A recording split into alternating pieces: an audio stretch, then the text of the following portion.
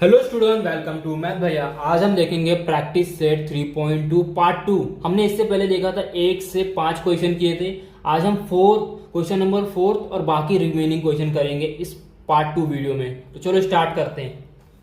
पहला क्या क्वेश्चन है? Question number 4, segment R S. देखो यहाँ पे लिखा है सेगमेंट आर एस क्या है? हमारा डायमीटर। सर्कल में जो एक पूरी बीच की लाइन होती है जिस तरह है उसे डायमीटर कहते हैं। लेकिन अगर ये इतना हम हटा दें और ये पॉइंट से सेंटर से एक लाइन इतनी आती है, आधी लाइन, तो उसे रेडियस कहा जाता है। लेकिन दोनों रेडियस को अगर प्लस करोगे सर्कल में तो उसको डायमीटर कहा जाता है। Of circle with centre O दिया है, point T, T lie in exterior, यानी कि सर्कल के बाहर एक टी है जो एक्सटीरियर है हमारा अब सर्कल। हमें प्रूफ क्या करना है? आर टी एस, ये जो एंगल है ना आर टी एस, ये क्या है? Acute angle. तो एक्यूट एंगल में आपको बता देता हूं क्या होता है। 90 डिग्री से छोटा, जो भी एंगल 90 डिग्री से छोटे होते हैं उनको हम कहते हैं एक्यूट एंगल। देखो एक्यूट एंगल कैसा दिखता है, ये हमारा क्या हो गया यहाँ पे 90 डिग्री, इस तरह हमारा 90 डिग्री आता है। लेकिन एक्यूट एंगल ये हो गया। देखो यहाँ हम जब भी कंपास से ऐसा देखते हैं प्रोटेक्टर से इस तरह, तो देखो ये हमारा 40-60 आएगा, फिर ऊपर 90, तो ये 90 से छोटा है। और अगर इस तरह से देखोगे तो हमारा एंगल इस तरह से आएगा। दोनों साइड से एक्यूट एंगल प्रूफ करने को आता है। ठीक है, तो हमें एक्यूट एंगल प्रूफ करना है, लेकिन इसमें कुछ पहले बनाना पड़ेगा, कंस्ट्रक्ट करना पड़ेगा। तो चलो करते हैं। सबसे पहले गिवन लिख लो, यहां करते हैं। गिवन लिख लो, segment R S is a diameter.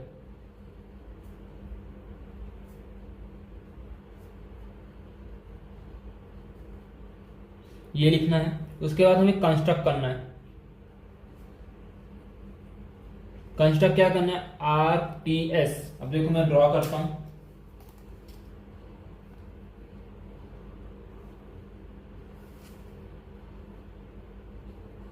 अभी मुझे कैसे पता चला?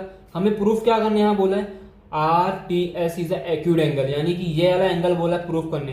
तो ये डायरेक्ट अपने आप ड्रॉ कर लो। अब इसमें बीच में एक चीज और ड्रॉ करना है हमें, ये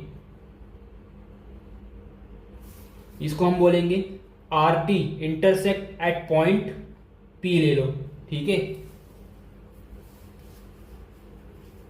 यहां पे आपको लिखना है आर टी, सेगमेंट लिखना आर टी इंटरसेक्ट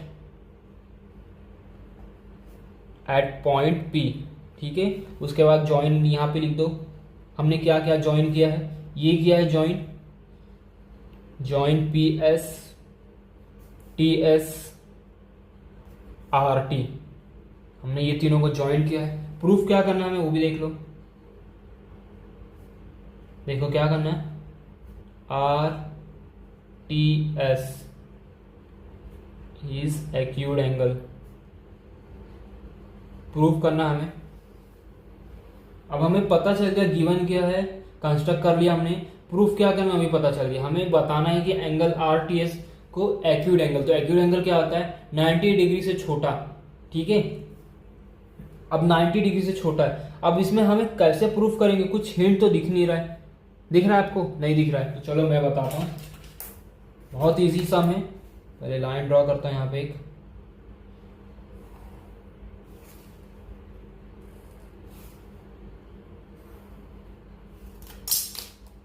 देखो सबसे पहले रेड पेन लेंगे, यहाँ पे फर्स्ट स्टेप डालता हूं मैं आपको इस लेक्चर में और भी बहुत चीजें बताऊंगा क्योंकि मैंने इंट्रोडक्शन स्टार्ट नहीं किया इसमें। तो चलो अब देखो, हमने इससे पहले वाले प्रैक्टिस सेट यानी 3.4 में ही क्वेश्चन 1 से 5 देखा था। एक सर्कल आता था इस तरह, देखो बीच में एक सेंटर होता था और सेंटर से दो रेडियस इस तरह एक एंगल बनाते थे बीच में। तो हमारा जो आर्क होता था ना, ये सेंटर को इक्वल होता था। कैसे? Central angle theorem. अगर ये सेंटर कितना होगा 30 डिग्री, तो हमारा आर्क भी 30 डिग्री होगा। अगर हमारा आर्क पहले दिया होता 30 डिग्री, तो हमारा सेंटर कितना होता 30। ये एक दूसरे को क्या थे? इक्वल। लेकिन कैसे? जब देखो बड़ा बनाता हूं थोड़ा, सेंटर है और सेंटर से दो इस तरह लाइन जुट के यहाँ एक एंगल बनता है, तो इसे बोलते हैं सेंट्रल एंगल थ्योरम। ठीक है, लेकिन यहाँ पे ये नहीं काम आएगा। यहाँ पे देखो दो बीच में सेंटर और सेंटर से दो लाइन पास है, लेकिन दोनों इस तरह है। कोई एंगल बन रहा है यहाँ पे? नहीं, 180 डिग्री का एंगल बन रहा है। तो यानी कि मेरा अगर ये देखो ये, तो इसके सामने वाला ये जो है ये भी कितना होगा 180। अभी मैं बताता हूँ आपको और समझेगा। दूसरा हमारा था इंस्क्राइब एंगल थियरम। ये क्या दिखाता था, ये देखो इसी में दिखाता हूँ। इस तरह एक एंगल था, ठीक है। ये एंगल अंदर ही रहता सर्कल के। छोटा वाला हम बोलते हैं सेंट्रल एंगल थियरम और बड़े वाले को हम बोलते हैं इंस्क्राइब एंगल थियरम, या प्रॉपर्टी भी बोल सकते हो दोनों को। तो ये बड़ा वाला एंगल हमें कैसे मिलता था, ये जो आर्क होता था ना इसका हाफ होता था। क्या होता था, हाफ। अगर ये आर्क हमारे पास 30 डिग्री होगा तो ये एंगल कितना होगा 15 डिग्री। कभी भी ये जो इंस्क्राइब एंगल थियरम है, अगर ये एंगल बोला फाइंड करने, तो जो भी आर्क दिया होगा उसको डिवाइड बाय 2 करेंगे तो हमें ये एंगल मिलता था। तो ये वाला ये एंगल हम यहाँ पे अप्लाई करेंगे। अब वो कैसे करेंगे मैं बताता हूँ। आप सोचते हो कि यहाँ पे पहले से अगर 30 आर्क हमें दिया तो ही इंस्क्राइब एंगल मिलेगा। हाँ ये बात तो ठीक है, आर्क दिया तो ही इंस्क्राइब एंगल थियरम मिलेगा, हमें एंगल मिलेगा। यहाँ पे आर्क दिया है, क्वेश्चन में कहीं आर्क दिया नहीं दिया है, लेकिन बीच में डायमीटर दिया है, तो हम ये लिख सकते हैं सेगमेंट आर एस, जो देखो यहाँ पे गिवन में लिखा है इज डायमीटर। यहाँ पे आपको रीजन लिखना है गिवन। अब ये गिवन है सेगमेंट आर एस क्या है, डायमीटर। तो हमने ये एक प्रॉपर्टी पढ़ा था कि सर्कल का जो टोटल मेजर होता है कितना होता है 360। लेकिन जब सर्कल में इस तरह सर्कल में एक लाइन आएगा बीच में, तो ये पार्ट 180 हो जाएगा, ये पार्ट 180, यानी कि ये इतना आर्क 180 हो गया और ये वाला आर्क 180 हो गया। लेकिन अगर बीच में हमारे सर्कल में डायमीटर नहीं दिया था तो ये पूरा कितना होता सर्कल 360। लेकिन डायमीटर होने के बाद हमें एक फायदा हो गया, हमारा ये इतना वैल्यू कितना हो गया 180 डिग्री। हमें कहां से पता चला, इस लाइन से, क्योंकि हमें देखो सर्कल का टोटल वैल्यू कितना होता है, डिग्री कितना होता है 360, लेकिन डायमीटर की वजह से हम इसमें क्या हो गया, इस तरह हो गया, 2 पार्टीशन हो गया सर्कल में। तो एक ये 180 का है, एक ये 180 का है। तो यहाँ पे एक स्क्राइब एंगल थियरम बन रहा है। देखो मैं बता रहा हूं, ये वाला एंगल दिख रहा है आपको, ये वाला जो अभी बताया, इसके सामने ये जो आर्क था, तो आर्क का ये क्या था, हाफ था। तो यहाँ पे देखो यहां से यहां एक आर्क बना, इधर सेंटर नहीं है, ये आर्क है, और इसके सामने ये इतना, यहां से यहां ये जो आर्क है, आर्क आर एस क्या हो गया इसका इसका क्या हो गया, हाफ हो जाएगा। तो ये 180, तो मेरा ये एंगल कितना आएगा 90 डिग्री आ जाएगा। तो मैं ऐसा लिख सकता हूं, देखो पहले एंगल का नाम लिख लो, angle R P S equal to half. Half किसका, आर्क आर एस का। देखो यहां से पूरा जो दिया है कितना 180, ठीक है। अब वैल्यू पुट करेंगे, भाई सबसे पहले लाइन खींचता हूं मैं।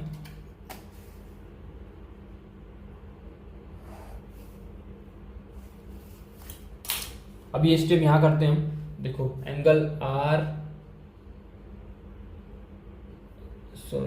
पी एस कितना है, आर पी एस हमें कितना मिलेगा 1/2 इंटू 180। अब ये 180 कहां से पता, 80। अब ये 180 कहां से पता चला हमें, यहां से। इसको दे दो इक्वेशन नंबर 1, यहां पे लिखो फ्रॉम 1, क्योंकि ये क्या है डायमीटर। जो जब सर्कल में डायमीटर, तो हमें पता चल जाएगा कि दोनों वैल्यू क्या है, आपको पता चलेगा दोनों वैल्यू क्या है 180। अगर हमें नहीं मिला रहता, ये डायमीटर नहीं रहता, तो हम यहाँ क्या लिखते, the sum of measure of circle is 360, इस तरह लिख सकते थे। लेकिन वो लिखना नहीं पड़ेगा, क्योंकि वो लिखते तो भी नहीं काम करता।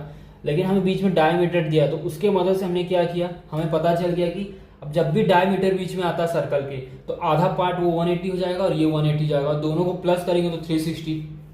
तो हमने लिखा 180, अब इसको डिवाइड बाय 2 करेंगे तो कितना हो जाएगा, angle R P S 90 degree. हमें एक मिल गया, यहां पे देखो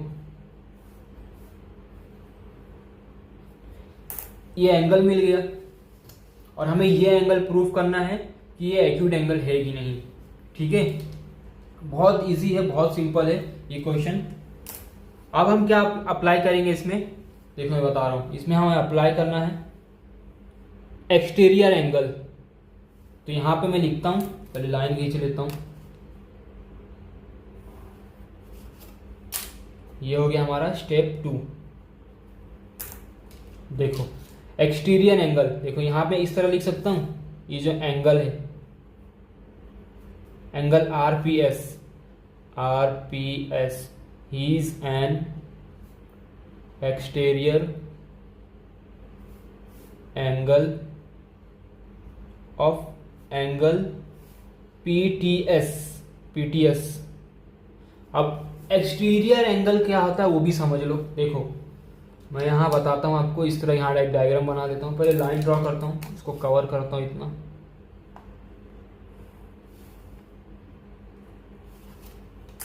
देखो एक्सटीरियर एंगल क्या होता है कि जब भी इस तरह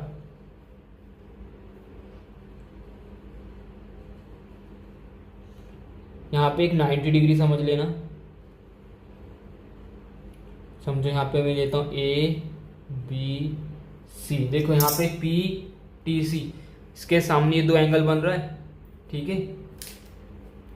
तो ये क्या हो गया, ये एक ट्राइंगल हो गया, ट्राइंगल। अब भी एक लाइन भी यहाँ से ऐसे आ रही है और बाहर में ये A लिखा है, यहाँ पे एक एंगल है, यहाँ पे एक एंगल है और ये 90 डिग्री यहाँ पे समझो, ठीक है। तो इसमें हम एक्सटीरियर एंगल अप्लाई करते हैं। एक्सटीरियर एंगल का मतलब क्या होता है कि ये दो एंगल का प्लस ये एंगल होगा, यानी कि एंगल A क्या होगा, एंगल B और C का प्लस। हमेशा याद रखना एक्सटीरियर एंगल क्या होता है। देखो यहाँ पे कहाँ पे एक्सटीरियर एंगल ये है 90 डिग्री। अब ये 90 डिग्री कैसे, ये जो हमने बनाया था इंटरसेक्ट मतलब परपेंडिकुलर होता है, तो जब भी हम बनाते हैं तो 90 डिग्री होता है। तो हमेशा यहाँ पे देखो ये वाली लाइन और ये वाली, ये इतना ट्राइंगल दिख रहा है, ये ट्राइंगल और ये 90 डिग्री की लाइन, ये इतना भूल जाओ, ये क्या होगा एक्सटीरियर एंगल, यानी कि ये जो P है ये T और S का प्लस करके टोटल है। देखो अगर ये एंगल जो B है ये होगा 30, ये होगा 30, तो ये मेरा A कितना होगा टोटल 60। एक्सटीरियर एंगल में हमेशा जो ये एंगल होता है ना, जैसे इस तरह ये जो लाइन है, देखो ये जो लाइन वाली एंगल होती है ना, ये एंगल हमेशा इस एंगल और इस एंगल का प्लस होता है, यानी कि अगर ये दोनों का एंगल मिला के 180 होगा तो ये एंगल 180 होगा। तो हम यहाँ इसी की मदद लेंगे। तो देखो यहाँ मैं इस तरह लिख सकता हूँ इसको, एंगल P, एंगल RPS, लिखो एंगल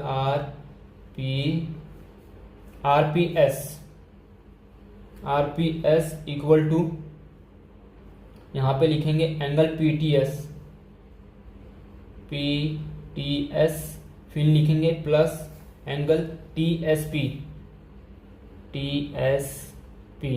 इस तरह मैं लिख सकता हूँ क्योंकि हमने यहाँ क्या लिखा है एंगल, देखो यहाँ पे पहले से लिया है तो यहाँ पे कोई रीजन देने की जरूरत नहीं है। एंगल RPS, ये जो एंगल है ये बाहर वाला एंगल है, ये क्या है हमारा एक्सटीरियर एंगल है किसका, PTS। मैं आपको बता रहा हूँ बार बार, हमने इसीलिए PS कंस्ट्रक्ट किया था ताकि ये एंगल को ये एंगल से क्या करा दे एक्सटीरियर एंगल। अब ये कैसे हुआ, देखो इसको अगर हम इस तरह रखते हैं 90 डिग्री ये है ऐसा, ठीक है, और ये है ऐसा, यहाँ पे 90 डिग्री बना है, ये हमारा क्या है P, ये क्या है T और ये S, तो ये दोनों का प्लस हमारा क्या है P है। अब जो अगर P 30 और ये S 30 तो दोनों को कितना हो गया प्लस 60, तो 60 क्या हो गया हमारा P। तो हम ये दोनों क्या हो गए, यानी कि ये एंगल मेरा इस दोनों एंगल का प्लस है, ठीक है। तो मुझे क्या फाइंड करना है, एंगल PTS एक्यूट एंगल है कि नहीं, ठीक है, मुझे ये फाइंड करना है। तो एंगल RPS मैं इस तरह लिख सकता हूं, RPS। अब ये एंगल RPS इन दोनों को इक्वल है, इक्वल क्यों है, क्योंकि इन दोनों का जो वैल्यू है, दोनों का अगर वैल्यू होगा 60 तो इन दोनों का प्लस करके अगर 60 है तो ये इक्वल किसको, इसको। लेकिन अगर मैं इस वाले एंगल को देखूं, इस वाले एंगल PTS, हमें यही फाइंड करना है, तो एंगल RPS इससे बड़ा है, तो मैं इस तरह लिख सकता हूं एंगल PTS। अब मैं या मैंने अपने से खुद से लिखा है, मैं बता रहा हूं, देखो ये जो एंगल RPS है ये इन दोनों का प्लस है, तो यानी कि ये जो दोनों एंगल है ये और ये एंगल का प्लस करके जो वैल्यू आता है वो किसको इक्वल होता है, एंगल इसको P को। लेकिन अगर मैं एक एंगल की इससे सिर्फ कंपेयर कर रहा हूँ, जैसे आप करते हो ना, कोई काला होता है, कोई नीला, कोई छोटा, कोई मोटा, आप एक दूसरे की बॉडी कंपेयर करते हो, इसी यहाँ पे अगर मैं इसको कंपेयर करता हूँ, जैसे ये एंगल P इसके पास 90 डिग्री है, ठीक है, गिवन में लिख देना, इसके पास 90 डिग्री है और ये एंगल इन दोनों का प्लस है, लेकिन मैं सिर्फ इन दोनों में से किसी एक एंगल को कंपेयर करूं, जैसे कि ये एंगल को कंपेयर करता हूं PTS, एंगल T को एंगल P से एक दूसरे को कंपेयर करता हूं, तो एंगल T P से क्या है, छोटा। अब क्यों है वो मैं आपको बताता हूं। देखो एंगल RPS क्या है हमारा, 90 डिग्री इक्वल PTS, ठीक है। अब ये कैसे आया मैं आपको बताता हूं। मैंने आपको क्या बोला कि ये दोनों का प्लस करके जो वैल्यू आता है वो एंगल हमारा P होता है। तो एंगल P का वैल्यू हमें पहले से दिया था, क्योंकि हमने यहाँ पे क्या ड्रॉ किया था, देखो यहाँ पे लिखा है, आपको ये भी लिखना है। इधर पे जब आप लिखोगे ना तो ये एक चीज और लिखना है, segment RS is a diameter, और एक चीज और लिखना है, segment RT intersect at point P, ये एक चीज लिखना है, तभी पता चला हमें। तो ये 90 डिग्री है, हमें P मालूम था, तो मैंने आपको बोला कि ये और ये एंगल का प्लस करके जो वैल्यू आता है वो हमारा एंगल P होता है। तो देखो एंगल P कितना है, 90, तो यानी इन दोनों को प्लस करके हमारा एंगल कितना आया है, P आया है। हमने P, ये एंगल हमें पहले से, लेकिन मैंने आपको बताया कि इन दोनों का हमेशा प्लस करोगे तो इसका जो प्लस वैल्यू आएगा वो एंगल P होगा। तो एंगल P कितना, 90। अगर एंगल 90 को डिवाइड बाई 2 करोगे तो 45 ये होगा, 45 ये होगा, अगर आप इमेजिन करो, ठीक है। तो मैं इस एंगल को इस एंगल से कंपेयर करूंगा तो एंगल 90 एंगल PT एंगल से यानी 45 एंगल से बड़ा है। उसकी वैल्यू हमें दी नहीं है, लेकिन अगर 90 को डिवाइड करो दो एंगल को, क्योंकि ये हमें एंगल P कहाँ से मिला, इन दोनों को प्लस करके। देखो एंगल P हमें पहले से मिला था, हमने ये जो कंस्ट्रक्ट किया था वहां से, आपको सिर्फ गिवन में लिखना है। अब एंगल हमें ये मिला है, लेकिन मैं आपको बता रहा कि एक्सटीरियर एंगल थ्योरम क्या होता है। एक्सटीरियर एंगल थ्योरम ये होता है कि ये और ये एंगल का प्लस करके ये एंगल इक्वल होता है। जैसे हमने यहाँ लिखा है RPS ये एंगल, और इक्वल किसको है, RTS PTS और TS, यानी कि इन दोनों का प्लस करके जो वैल्यू आएगा वो किसको इक्वल है, इसको। तो देखो इन दोनों का प्लस करके हमने किसको इक्वल लिया, इसको, और इसका वैल्यू क्या है, 90 है। तो दोनों का मिला के 90 आ रहा है। अगर मैं एक को ही इससे कंपेयर करूं तो एक का वैल्यू तो 90 से छोटा रहेगा, क्योंकि दोनों का मिला के 90 और 90 को डिवाइड बाय 2 करूं तो दोनों को बंटवारा करूं आपस में तो कितना हो गया, 45। तो अगर देखूं तो फिर ये वाला एंगल इन दोनों एंगल से बड़ा है, तो मैं इस तरह लिख सकता हूं एंगल PTS क्या है यहाँ पे, बड़ा है, तो मैं इस तरह लिख सकता हूँ। फिर आगे पीछे कर दो बस, PT यहाँ लिखो बीच में, TS लेस देन 90। अब ये क्या हो गया, इट इज एक्यूड एंगल, आप ऐसा लिख सकते हो लास्ट में आप ये भी। अब देखो PTS है, हमें फाइंड क्या करना है, RTS, तो मैं इस तरह लास्ट में लिख सकता हूँ RTS लेस देन 90, क्योंकि ये RPT ये तीनों एक ही लाइन में है। जो ये P है उसकी जगह हम T भी लिख सकते हैं, क्योंकि बीच में परपेंडिकुलर है, तो ये भी जितना होगा ये भी उतना ही होगा। अब लास्ट में यहाँ लिखो angle RTS is an accrued angle, इस तरह हम लिख सकते हैं। तो ये क्वेश्चन नंबर फर्स्ट हो गया। तो हमने इसमें एक रीजन नहीं लिखा था, क्वेश्चन तो पूरा हो गया था, एक रीजन लिखना बाकी है इसमें, क्योंकि कुछ भी मिस्टेक होगा तो मेरी गलती रहेगी भाई, पढ़ा मेरा आपको। यहाँ पे हमने RPS, देखो RPS कहाँ है, RPS, ठीक है, ये किसका आधा है, एंगल आर्क, इसका, ये एंगल का आधा है। हमने देखा था कि जब भी एक एंगल फाइंड करना होता था हमें इस तरह का, ये दो कॉर्ड है और यहाँ एक एंगल बन रहा है, तो ये जो आर्क होता था इसका क्या होता था, आधा। अगर ये एंगल 8 है तो इसको डिवाइड बाय 2 करेंगे तो ये एंगल हमें कितना मिलेगा, 4। तो अभी हमेशा एंगल आर्क का आधा होता है, तो यहाँ पे क्या फॉर्मूला अप्लाई होगा, स्क्राइब एंगल, लेकिन वहां पे हम लिखते थे स्क्राइब एंगल थ्योरम, ठीक है। अब क्यों वहां पे लिखते थे, क्योंकि हमें वैल्यू पहले से पता होती थी। यहाँ पे हमें वैल्यू पता थी नहीं, हमें किससे पता चला, ये डायमीटर से। तो ये आधा पार्ट और ये आधा पार्ट क्या हो गया, सेमी सर्कल, यानी कि दोनों कितने 180, वो ये है दोनों दो अलग अलग आधे आधे सर्कल है, तो यहाँ पे लिखना है inscribe angle in semi circle. ये क्यों लिखना है मैं आपको बताता हूं, क्योंकि हमें पता कैसे चला। देखो यहाँ पे आर की वैल्यू दी थी, नहीं दी थी। हमारा जो ये कॉर्ड था वो भी अजीब है, कैसे है, यहाँ पे जो कॉर्ड है हमारा, देखो ये इस तरह है, यानी कि इसका यहाँ भी एक टच है, यहाँ पे। अब ये जो इसका एंगल है वो इस वाले टच होता है और हमें इस आर का आधा होता है, लेकिन यहाँ पे नहीं है। यहाँ पे जो ये एंगल बन रहा है ये सर्कल से टच नहीं है, वो नहीं है तो चलेगा, लेकिन ये दो एंगल टच है। प्लस हमें यहाँ किसी की वैल्यू नहीं पता थी, लेकिन हमें डायमीटर की वजह से पता चला कि ये दो आधे सर्कल है, एक सर्कल में दो सर्कल बढ़ गए, यानी कि डायमीटर से पता चला कि ये इतना सर्कल 180 है, ये इतना 180 है। तो आधे सर्कल को हम बोलते हैं सेमी सर्कल। तो हमें पता चला कि इंस्क्राइब एंगल कहाँ पता चला हमें, सेमी सर्कल में, क्योंकि सेमी सर्कल जो है वही हमारा क्या है, स्क्राइब एंगल। ठीक है, हमें स्क्राइब एंगल कहाँ से पता चला, सेमी सर्कल से, क्योंकि ये हमारा क्या है, एंगल है, दो कॉर्ड है, वहां पे एंगल है। अब इस एंगल को फाइंड करने के लिए हम ये आर्क की मदद लेंगे, और ये आर्क हमें कहाँ से पता चला, डायमीटर। और डायमीटर क्या बोलता है, जब सर्कल के बीच में डायमीटर आता है तो दो सर्कल हो जाते हैं, सेमी सर्कल, आधे आधे सर्कल, तो उनकी वैल्यू क्या आती है, 180 डिग्री। तो ये क्या बोल रहा है, scribe angle in semi circle, यानी कि 180 डिग्री। देखो 180 डिग्री को डिवाइड बाई 2 किया तो हमें पता चल गया। चलो क्वेश्चन नंबर 6, हमने 5th इससे पहले वाले पार्ट 1 में किया था, 6 करते हैं। यहाँ पे देखो एल्टीट्यूड वाई जेड कहाँ पे, वाई जेड, ये देखो वाई जेड, और एक्स टी ऑफ एंगल क्या है, एक्स डब्ल्यू, ये पूरे एंगल में क्या है, इंटरसेक्ट है एक दूसरे को, यानी कि इसको इससे एक दूसरे को बीच में इंटरसेक्ट, वहाँ पॉइंट क्या बना है, पी। और प्रूफ क्या करना है हमें, डब्ल्यू जेड पी टी, ये क्या करना है हमें, ही साइक्लिक। अब साइक्लिक क्या आता है मैं वो आपको बताता हूँ। देखो ये बहुत छोटा सा आसान शब्द है, साइक्लिक यानी कि एक ऐसा कॉर्डिलेटरल, इस तरह का एक ट्राइंगल या कुछ स्क्वायर बोल सकते हो, जिसके ये और ये अपोजिट एंगल जो होते हैं ना, ये एक दूसरे को इक्वल होने, यानी कि इनका प्लस कितना होना चाहिए हमेशा, जैसे कि ए बी सी डी ले लेता हूँ, ए और बी का प्लस करके कितना होना चाहिए, 180। उसी तरह बी और डी का कितना होना चाहिए, सॉरी सी है यहाँ, और बी और डी का कितना होना चाहिए, 180।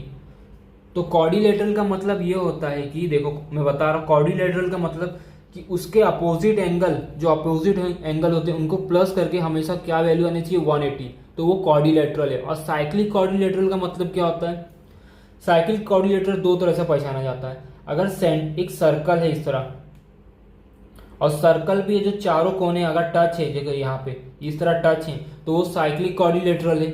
लेकिन यहाँ पे कहीं सर्कल दिख रहा नहीं है, तो दूसरा क्या ऑप्शन है, हमें दोनों ही जो इक्वल अपोजिट एंगल, इन दोनों को प्लस करके 180 निकालना। अगर 180 आ गया तो हमारे जो एंगल है ये क्या हो गया, साइक्लिक। ठीक है, तो इस तरह एक साइक्लिक प्रूफ किया जाता है। अगर एंगल ये कोना जो होता है चार, जैसे कि 1 2 3 4 है, ये साइकिल कहीं सर्कल दिख रहा है पे, नहीं टच है, नहीं है, बस हमें 180 के थ्रू प्रूफ करना है। तो पहला ये है, चलो करते हैं। पहले लाइन खींच लेते हैं।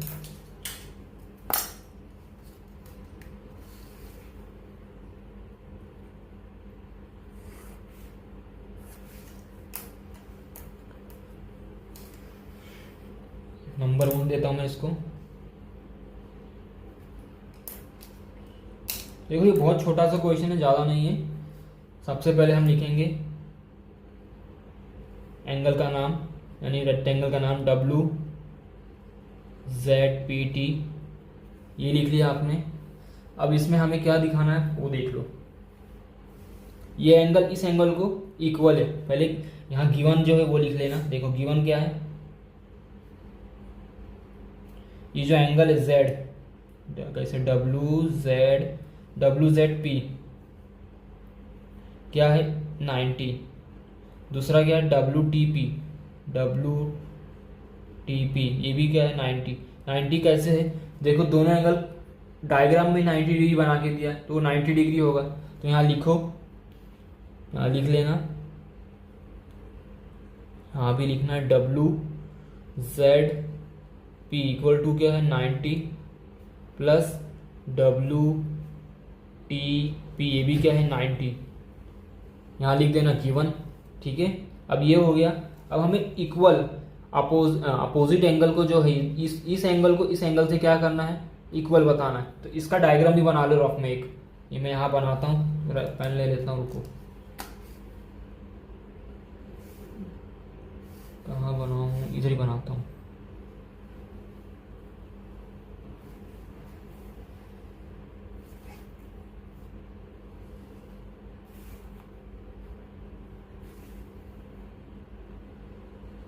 देखो ये इस तरह ये जो हमारा है डब्लू जेड पी टी, कौन सा ट्राइंगल रेक्टेंगल की बात कर रहा हूँ मैं, क्वाड्रिलेटरल की, ये वाले की। हमें इसको प्रूव करना है कि ये साइक्लिक है कि नहीं। ठीक है, तो ये कैसे होगा, अब इसमें ये जो एंगल दिया है हमें, देखो ये एक दूसरे को एंगल जो आमने सामने का दिया है, ये कितना है, ये भी 90 है, ये भी 90 है। तो हमें इस चारों एंगल को दिखाना है कि ये Z और T ये दोनों का प्लस करके हमेशा 180 आएगा। अगर 180 आता है और P और W का 180 आता है प्लस करके, तो ये एक साइक्लिक क्वाड्रिलेटरल ट्राइंगल हो जाए, रेक्टेंगल हो जाएगा। चलो प्रूफ करते हैं। अब देखो दो तो दिया है, दोनों अपोजिट भी है, Z और T दिया है, तो दोनों को प्लस कर दो। प्लस करेंगे कैसे, यहाँ लिखो angle WZP plus angle WTP equal to 180 degree. यहाँ आपको रीज़न लिखना है। रीज़न क्या लिखना है, देखो sum of measure of opposite angle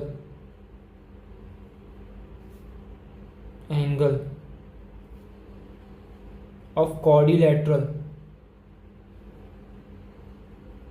is 180। ठीक है, मैंने क्या लिखा है, ये जो क्वाड्रिलेटरल डायग्राम है मेरा, इसके दोनों अपोजिट एंगल को प्लस करके क्या आएगा 180। अब दोनों का वैल्यू पुट कर दो।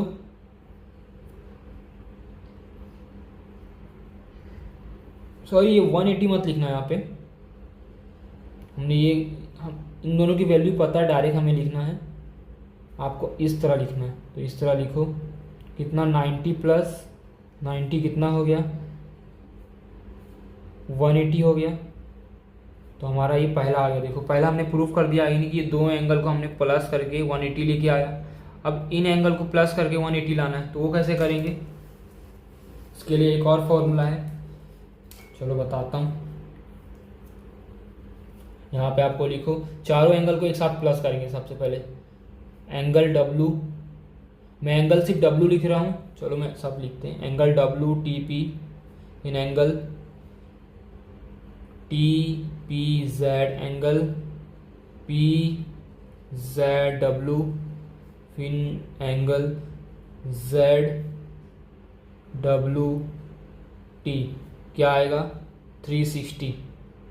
हमेशा याद रखना है क्वाड्रिलेटरल टोटल उसकी कितनी वैल्यू होती है 360, सर्कल के जैसा उसका भी होता है यानी 360। अब कैसे होता है, अब इन दोनों अपोजिट एंगल को आप प्लस करोगे तो कितना होगा 180। दो बार यहाँ चार एंगल है, चारों एंगल को प्लस करो तो 180 180, दो बार प्लस करो 180 को तो 360 हो गया। तो हमेशा याद रखना सर्कल और क्वाड्रिलेटरल दोनों का टोटल जो होता है डिग्री कितना होता है 360 डिग्री। ठीक है, अब सबकी वैल्यू पुट करेंगे। दो की वैल्यू हमें दी गई है, देखो यहाँ पुट करो। WTP दिया है हमें, नहीं दिया है, तो इसको ऐसे ही रखो WTP, सॉरी WTP हमें दिया है यहाँ पे, देखो तो यहाँ पे आएगा 90। फिर TPZ कहीं दिया है, TPZ P नहीं दिया हमें, तो इसको इसी तरह रखो TPZ प्लस PZ, ये भी कितना दिया हमें, देखो WZP और PZ वही जो मैंने लिखा है कितना है 90। ZWT दिया है, नहीं दिया है, तो इसको भी लिख लो ऐसे ही, ये 360। हाँ, और यहाँ एक रीज़न लिखना है, मैं भूल गया, आपको ये रीज़न लिखना है, sum of measure of all angle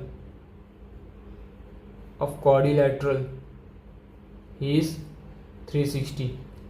इस तरह भी लिख सकते हो, नहीं तो sum of measure of quadrilateral is 360, इस तरह भी लिख सकते हो। यानी कि इसके सारे जो एंगल हैं of all angle of quadrilateral is 360। Sorry, ये मत लिखो, सिर्फ लिखो sum of measure of quadrilateral is 360। Total कितना है उसका सम 360 है। मैंने एंगल डाल दिया, वो एंगल ऐसा होगा।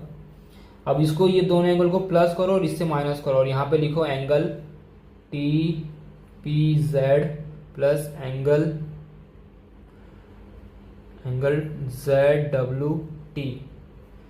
360 माइनस ये दोनों को प्लस कितना का 180, यहाँ पे भी माइनस करके कितना आ गया 180। तो देखो हमारे पास यहाँ पे एक इक्वेशन आ गया,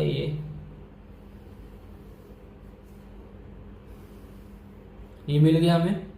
अब हमें दोनों चीज मिल गई, एक तो हमारे पास गिवन था उससे एक मिला 180 आ गया। देखो एक यहाँ है, इसको इक्वेशन नंबर 1 दे दो, इसको इक्वेशन नंबर 2 दे दो। ये दोनों इक्वेशन से हमें पता चल गया कि इसके चारों साइड इक्वल अपोजिट एंगल को प्लस करके कितना आता है 360 डिग्री। ठीक है, इन दोनों को प्लस करोगे तो 180, इन दोनों को प्लस करोगे तो 180। देखो इन दोनों का यहाँ है और इन दोनों का हमें पहले से गिवन था, उनको प्लस किया तो उनका भी 180 आया। तो यानी कि चारों एंगल एक दूसरे को क्या है कॉन्ग्रुएंट हो गया, यानी कि अब इन दोनों एक दूसरे को इक्वल है, इन दोनों एक दूसरे को इक्वल। तो ये क्या हो गया हमारा साइक्लिक क्वाड्रिलेटरल। अब लास्ट में आपको लिखना है इज अ साइक्लिक क्वाड्रिलेटरल, यहां लिखो डब्ल्यू जेड पी टी, हीज एन, यहां पे आपको लिखना है हीज एन साइक्लिक क्वाड्रिलेटरल, या पूरा लिख लेना और एक रीजन देना। यहाँ पे रीजन क्या देखना है, बाय कॉन्वर्स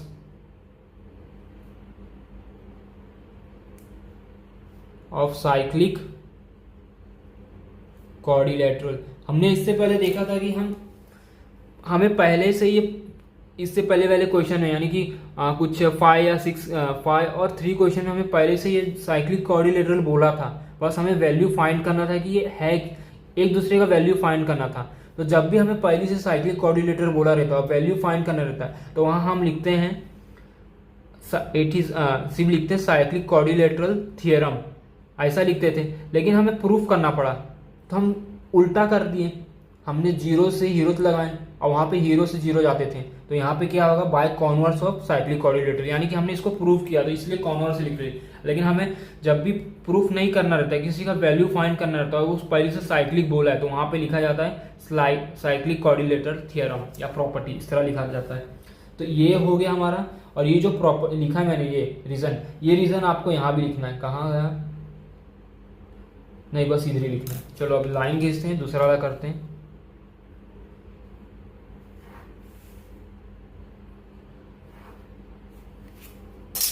अब सेकंड में क्या बोला है, point X Z T Y are concyclic. अब कॉन साइक्लिक क्या था वो देख लो, एक प्रॉपर्टी छोटा सा यहाँ पे मैं समझा रहा हूं। यानी कि एक ऐसा लाइन होगा, उस पे 2 एंगल बने होंगे इस तरह। तो उसमें ना ये वाला एंगल और ये वाला एंगल, नहीं तो ये वाला एंगल ये वाला एंगल एक दूसरे को इक्वल होंगे, तो उसको कहा जाता है कॉन साइक्लिक क्वाड्रिलेटरल या कॉन साइक्लिक। अब वो कैसे देखो, एक ही लाइन होगा, एक लाइन होगा उस पर ऐसे 2 एंगल बने होंगे। ये एक एंगल ये हो गया, ये छोटा वाला, फिर एक एंगल ये हो गया, देखो ये एक। अब दोनों के सेम कॉर्नर पे हमेशा सेम कॉर्नर होना चाहिए। जैसे कि देखो ये भी सेम कॉर्नर है, ये भी, दोनों ऊपर के साइड में, दोनों सेम कॉर्नर है, सेम साइड पे है, एक दूसरे को इक्वल होनी चाहिए, नहीं तो इधर इधर होनी चाहिए। यानी कि कहीं भी होने चाहिए ऐसा डायग्राम में, और एक दूसरे को क्या होनी चाहिए इक्वल, तो वो क्या हो जाएगा कॉन साइक्लिक। तो यहाँ पे कौन सा हमें बोला है, point X Z T Y. देखो एक्स जेड टी वाई, ये डायग्राम इससे सिमिलर दिख रहा है। इसको यहाँ ड्रॉ करके दिखाता हूँ मैं आपको। देखो इस तरह है, रफली ड्रॉ कर रहा हूँ मैं। तो ये डायग्राम बन गया। तो जब भी इस तरह का क्वेश्चन आए कि कौन साइक्लिक क्या होता है, तो कौन साइक्लिक का मतलब होता है कि एक ऐसा एक ही लाइन होगा, उस पर 2 ट्राइंगल होनी चाहिए, इस तरह ये दो ट्राइंगल है। अब उसके दोनों सेम कॉर्नर या सेम जो होते हैं, सेम अपोजिट में जो सेम होते हैं, जैसे कि ये दोनों एक ही सेम साइज पे है, दोनों सेम कॉर्नर है, ये भी ऊपर है ये भी ऊपर है, और दोनों एक दूसरे के सामने है। तो उस तरह यहाँ भी अगर देखो, इधर भी दो एंगल है, ये एक दूसरे को क्या है, इक्वल हो जाएंगे। तो जब भी सेम कॉर्नर पे दो एंगल है और दोनों एंगल एक दूसरे को इक्वल होंगे तो वो क्या हो गया, कॉन साइक्लिक। अब यहाँ पे आपको दिख रहा है 90 डिग्री था यहाँ पे दोनों कॉर्नर पे, और दोनों कॉर्नर सेम भी है, सेम कॉर्नर है, दोनों ऊपर पे हैं और दोनों सेम कॉर्नर है। यानी कि एंगल का नाम देखेंगे एक्स जेड वाई, ये एक एंगल है और एंगल के ऊपर एक क्या है 90 डिग्री इस एंगल में, और एक्स टी वाई में देखो इसमें भी एंगल कहाँ बन रहा है, ऊपर बन रहा है 90 डिग्री। तो दोनों का पोजीशन भी सेम है। हमेशा देखना कौन साइड में दोनों का पोजीशन, दोनों का कॉर्नर हमेशा सेम होना चाहिए। तो यहाँ दोनों का पोजीशन यानी कि कॉर्नर दोनों का सेम है और दोनों का डिग्री कितना सेम 90 डिग्री है। तो दोनों को मैं इस तरह लिख सकता हूँ, देखो angle X Z Y equal to angle X T Y, ये एक दूसरे को इक्वल है। क्यों है, हमें एक रीजन लिखना है यहाँ पे। वो रीजन क्या लिखना मैं आपको बताता हूँ। देखो वो ये रीजन है, जब भी आपको इस तरह आए क्वेश्चन कौन साइक्लिक क्या आता, तो हमेशा देखना दो ऐसे एंगल ढूंढना जो एक ही कॉर्नर, एक ही सेम कॉर्नर पे होने चाहिए। जैसे कि एक दूसरे को सेम कॉर्नर पे, हमने करस्पॉन्डिंग एंगल देखा था, देखो ये वाला, यहाँ पे ये जो एंगल थे एक दूसरे को सेम थे तो इसको करस्पॉन्डिंग एंगल बोलते थे। क्यों, क्योंकि ये दोनों सेम पोजीशन पे। तो उसी तरह यहाँ भी ये दोनों सेम पोजीशन में सेम कॉर्नर पे है, तो इसको कौन साइक्लिक बोला जाता है, कौन साइक्लिक। लेकिन दो एंगल होता है, एक लाइन में दो एंगल, यानी कि एक ही बेस पे दो एंगल, और दोनों एंगल में ऐसे दो सेम कॉर्नर या दो सेम साइड होनी चाहिए जिनके वैल्यू हमेशा सेम होनी चाहिए। तो यहाँ पे दोनों कॉर्नर जो दोनों एंगल थे वो सेम थे एक दूसरे को, 90 डिग्री मैंने यहाँ ऐसे इक्वल करके लिख लिया। अब मैं इक्वल कैसे लिख दिया वो रीजन आपको देना। तो रीजन ये, if 2 point on given line, देखो 2 पॉइंट ऑन गिवन लाइन, ये हमारा गिवन लाइन है, 2 पॉइंट, ये पॉइंट सबटेंडेड इक्वल एंगल है, दोनों का एंगल कितना है 90 degree, equal angle to at 2 different point. ये जो हमारा एक पॉइंट है, तो देखो दो एंगल और दोनों का पॉइंट अलग है, यानी कि ये इस पॉइंट पे है वो इस पॉइंट पे, which lie on same side of at line, दोनों सेम साइड पे लाई हो रहे हैं, यानी कि ये एंगल 90 डिग्री बन रहा है तो यहाँ ये भी सेम साइड है, ये भी सेम साइड है। तो ये होता है हमारा कौन साइड है। तो आपको ये रीजन यहाँ लिखना है, उसके बाद लिखना है इट इज एन कौन पॉइंट ए वाई आर कौन साइक्लिक। तो हमारा क्वेश्चन नंबर 6 भी हो गया। क्वेश्चन नंबर 7, देखो इसमें क्या दिया, आर्क एन एस, ये जो हमें आर्क है ये कितना हमें दिया यहाँ पे 125 डिग्री। फिर एंगल दिया हमें, एक और आर्क दिया है, देखो आर्क ई सी ई एफ कहाँ है, ये छोटा आर्क कितना दिया हमें 37 डिग्री। हमें फाइंड क्या करना है, एंगल एन एम एस, यानी कि ये एंगल फाइंड करना है। भाई अब ये एंगल कैसे फाइंड करेंगे, हमने ऐसा आर्क तो और एंगल अभी फाइंड ही नहीं किया हमने। देखो इससे पहले हमने क्वेश्चन 1 से क्वेश्चन 5 तक क्या क्या देखा था, मैं आपको यहाँ दिखाता हूँ। एक ऐसा सर्कल होता था, उसका एक सेंटर होता था, सेंटर से एक दो रेडियस इस तरह बनते, तो यहाँ पे एक एंगल बनता था।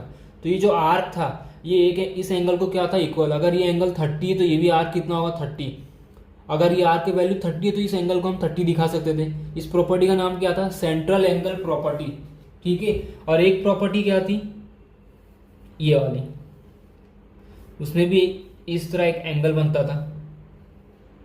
अगर ये आर्क हमें पहले से दिया है कितना 30 डिग्री, तो ये कैसे फाइंड करते थे हम, आपको मालूम है 30 को डिवाइड बाय 2 करेंगे तो ये देखो, जैसे कि ये एंगल ए है, इसको 30 को डिवाइड बाय 2 करेंगे तो हमें ये मिल जाएगा 15। तो हमें ये एंगल इस एंगल का हाफ होता था, लेकिन सेंट्रल में ये दोनों इक्वल थे, इसमें जो आर्क था उसका आधा एंगल होता था। क्यों, क्योंकि ये एंगल बड़ा है, ये एंगल सेंटर था, सेंटर से जॉइंट होता है, ये पूरा एक कॉर्ड है, लेकिन ये रेडियस है। जब भी रेडियस पे एंगल बनता है तो जो एंगल आर्क होगा वही एंगल होगा। लेकिन जब भी दो कॉर्ड रेडियस पे नहीं, सेंटर से नहीं, सेंटर से हटके, देखो यहाँ सेंटर पे दोनों रेडियस सेंटर पे जुड़े हैं तब एक एंगल बना है, लेकिन ये दोनों कॉर्ड सर्कल के कहीं पॉइंट पे जुटा है तो उसको बोलते हैं कॉर्ड। और ये कॉर्ड अपने आर्क को आधा आधा, जो भी आर्क का वैल्यू होगा उसका आधा होगा, ठीक है। और कभी हमें आर्क फाइंड करना रहा और एंगल दिया है तो एंगल का प्लस यानी कि उसको इंटू 2 करना, हमें आर्क मिल जाएगा। अब इस वाले में देखते हैं क्या होगा। तो इस वाले में भी सेम है। अब आपको बता देता हूँ, ये वाले में आपको देखा यहाँ पे कहीं सेंटर है, सेंटर में ऐसा वाला कोई डायग्राम दिख रहा है? नहीं, ये वाला दिख रहा है। इसको हम क्या बोलते थे? इंस्क्राइब एंगल थियरम, ठीक है। तो इसको भी इंस्क्राइब एंगल थियरम ही बोला जाएगा, थोड़ा सा सिमिलर है। अब वो बताता हूँ क्या, देखो इंस्क्राइब एंगल थियरम मैंने आपको पता ये दोनों कॉर्ड है, तो यहाँ भी देखो दोनों कॉर्ड है। सेंटर वाला तो कोई मामला नहीं दिख रहा है, कॉर्ड का दिख रहा है, तो दोनों कॉर्ड है। तो यहाँ भी इसके जैसा फॉर्मूला अप्लाई होगा। तो सबसे पहले गिवन लिख लो, ये गिवन है। फाइंड क्या करना है वो भी लिख लो, मैं डायरेक्ट सॉल्यूशन कराता हूँ। यहाँ पे देखो, यहाँ पे ये एंगल है, इसका नाम लिख लो एंगल NMS। अब एक चीज और बता देता हूँ, ये जो एंगल बन रहा है वो सर्कल के बाहर बन रहा है, तो इसको क्या बोलेंगे? एक्सटीरियर। सर्कल के अंदर था ये तो इसको इंटीरियर बोलेंगे, लेकिन ये सर्कल के बाहर है तो एक्सटीरियर बोलेंगे। कौन सा रीजन लिखना है वो भी मैं आपको बताऊंगा। चलो यहाँ पे लिखो हाफ जी। इस तरह इसमें जो हम रूल अप्लाई करते थे ना, सेम ये भी उसी में होगा, बस एक छोटा सा ट्विस्ट है। यहाँ पे हाफ इंटू इसका बड़ा वाला आर्क कौन सा? ये, ठीक है। तो उसको क्या करो? इंटू करो उससे। अब यहाँ पे ऐसा करो, ब्रैकेट बनाओ, इसको इंटू करो इससे, क्या दिया? आर्क NS, ठीक है। अब जो छोटा वाला आर्क है ना, बड़े वाले आर्क को छोटे वाले से माइनस करो यहाँ पे, यानी कि इस तरह EF। सेम इसी की तरह है, बस एक ये इतना स्टेप ज्यादा आ रहा है माइनस, क्योंकि हम इसमें देखो, इसमें एंगल के सामने कितना एक ही आर्क बन रहा है, लेकिन इस एंगल के सामने दो आर्क बन रहा है, एक ये एक ये। तो पहले जिस तरह हम इस सर्कल में ना अप्लाई करते थे ना आर्क फॉर्मूला, यानी इंस्क्राइब एंगल थ्योरम अप्लाई करते थे, तो वही फॉर्मूला पहले अप्लाई करना है। बाद में ये जो छोटा वाला आर्क होता है इसको माइनस करना रहता है। देखो दो प्रॉपर्टी आएगा, एक एक्सटीरियर का आएगा, यहाँ पे एक्सटीरियर है, एक इंटीरियर का आएगा। एक्सटर्नल का क्या आएगा? एक्सटर्नली का इसमें ये वाला एंगल और ये वाला एंगल को माइनस करना रहेगा, लेकिन इंटरनल में क्या आएगा? इन दोनों एंगल को प्लस करना लेगा, लेकिन वो एंगल बाहर नहीं बनता, वो सर्कल का ऐसा बनता। देखो इंटीरियर भी समझा देता हूं मैं क्या होता है। इस तरह उसका डायग्राम रहता है, वो हमेशा सर्कल के अंदर उसका डायग्राम बनता है। तो ये वाला अगर एंगल है, ये दोनों एंगल, अगर हमें ये कॉर्ड और ये कॉर्ड फाइंड करना है, ठीक है, ये एक एंगल दिया है और ये एक कॉर्ड दिया है, और हमें ये वाला कॉर्ड फाइंड करना है, तो किस तरह फाइंड करेंगे? इस एंगल का नाम लिखेंगे, जैसे यहाँ लिखा है हाफ लिखेंगे। हाफ ऑफ किसका? इसका। देखो इसके जैसे सेम है, इसका हाफ लिखेंगे ये एंगल, और बीच में प्लस करके ये वाला आर्क लिख देंगे। इसका एक क्वेश्चन है, मैं आपको कराऊंगा। तो चलो पहले वैल्यू पुट करते हैं। यहाँ पे आपको रीजन लिखना है, स्क्राइब एंगल, सॉरी ये वाला प्रॉपर्टी नहीं है, यहां लिखना है दो कॉर्ड है, लिखो कॉर्ड इंटरसेक्ट, दोनों एक दूसरे को कहा इंटरसेक्ट हो रहे? यहाँ पे M पे इंटरसेक्ट, कॉर्ड इंटरसेक्ट एक्सटर्नली।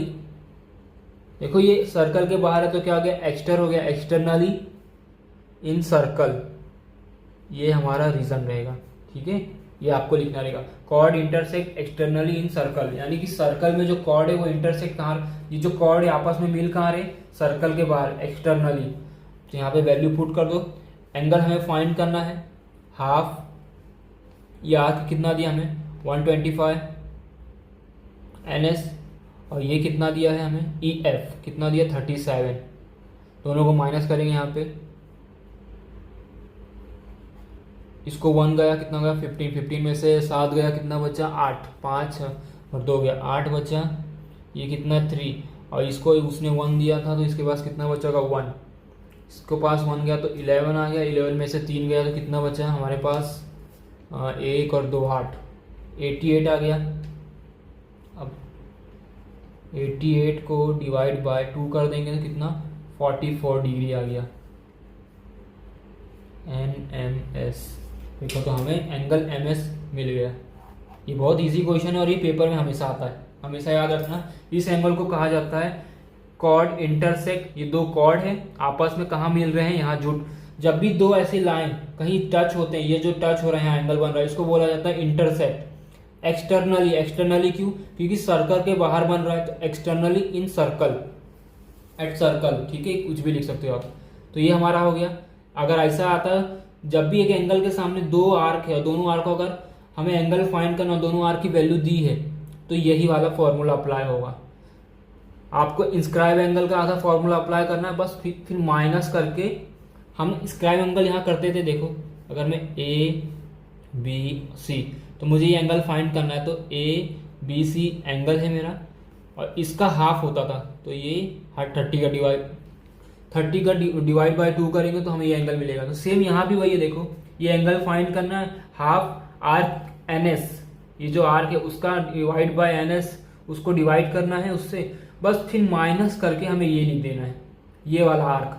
बस इतना सा इसमें एक एक्स्ट्रा पॉइंट लिखना है आपको। एक्सटर्नली में हमेशा माइनस आएगा, इंटरनल में हमेशा प्लस आएगा।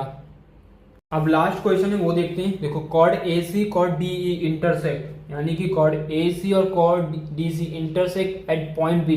अब इंटरसेक्ट यानी कि जब भी दो लाइन आपस में मिलती है और जो पॉइंट बीच में क्रिएट होता है उसको इंटरसेक्ट कहा जाता है। तो कहाँ क्रिएट हो रहा है? पॉइंट बी पे।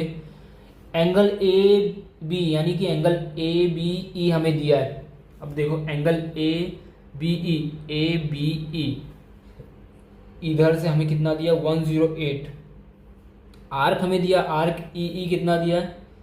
35। हमें फाइंड क्या करना है? आर्क डी सी, ये फाइंड करना है हमें, ये फाइंड करना है। तो ये कौन सा है? ये internal chord intersect internally in circle, ये वाला दूसरा फॉर्मूला है। हमने इससे पहले देखा, इससे पहले वाले क्वेश्चन में एक्सटर्नल, ये इंटरनल है।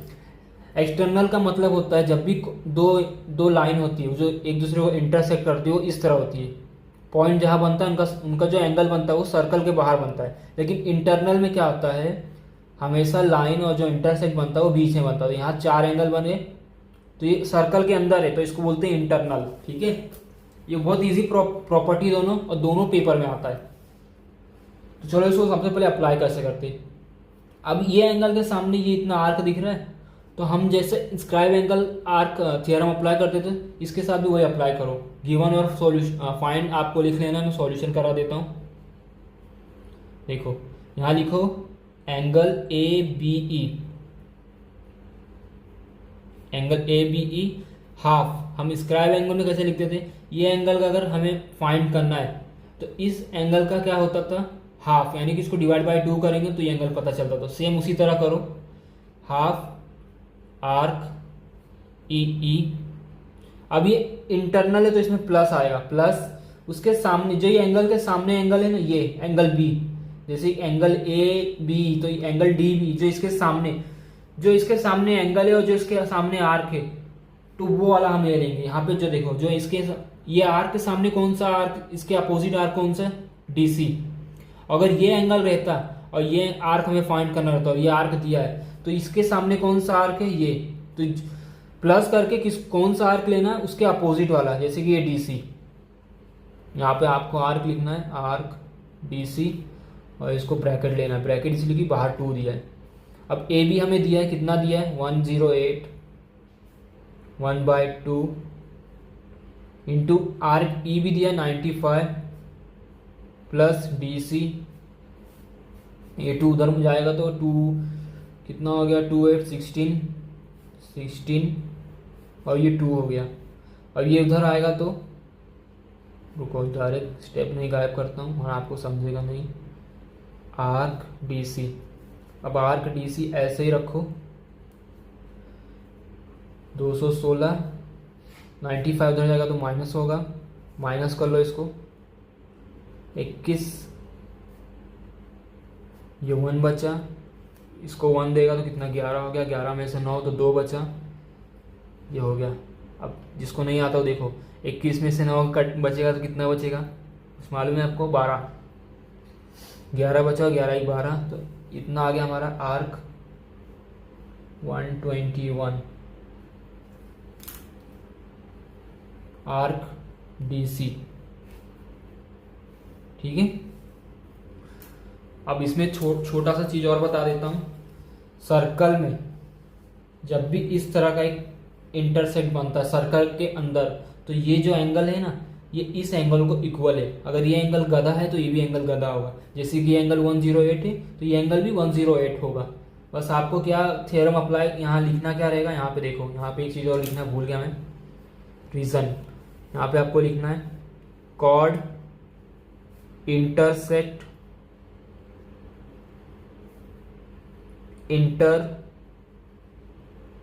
Internally in circle.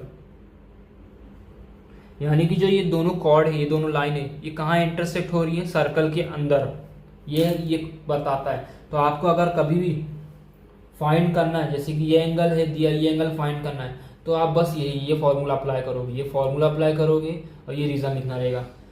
तो ये वाला जो एंगल है, ये इस एंगल ये वाले आर्क को इक्वल है। अगर ये आर्क पागल है तो ये आर्क एंगल भी पागल है। तो ये वाला जो एंगल है इस आर्क को पागल सेम है, तो ये एंगल इस आर्क को पागल है, और ये चारों एक दूसरे को पागल है। कैसे, मैं बताता हूं। देखो हमने क्या लिया था यहाँ पे, ये एंगल और इसका आर्क लिया था, और इसको जब प्लस किया फाइंड करने के लिए तो ये लिया। तो यानी कि ये जो एंगल है, ये एंगल सिर्फ इस आर्क को इक्वल रहेगा। ठीक है, अगर ये एंगल जो होगा ये उसका आर्क होगा। इसमें ऐसा नहीं दिया, इसमें हमें फाइंड करने के लिए डिफरेंट नंबर दिया है। ठीक है, लेकिन हमेशा याद रखना, इंस्क्राइब एंगल हमेशा याद रखना, जो ये एंगल होगा वो ये आर्क होगा, इसमें भी वही होगा। और अगर अपोजिट में हमें फाइंड करना है यहाँ तो इसमें भी यही रूल अप्लाई होगा।